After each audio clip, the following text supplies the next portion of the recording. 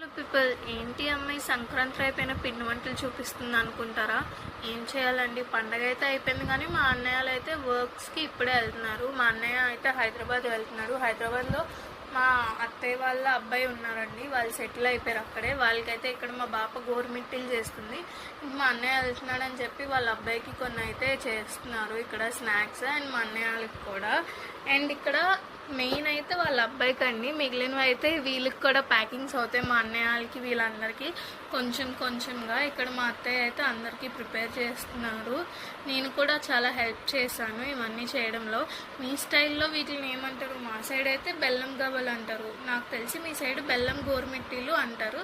ఇక్కడ మేము బెల్లంతో చేసుకుంటున్నాం, చాలామంది పంచదారతో చేసుకుంటారు, ఇంకా లేదంటే గోధుమ పిండి వీటితో చేస్తారు. కానీ మేమైతే ఇక్కడ మైదా అండ్ సూజీ 1:2 రేషియోలో తీసుకొని చెప్పి చేస్తామన్నమాట.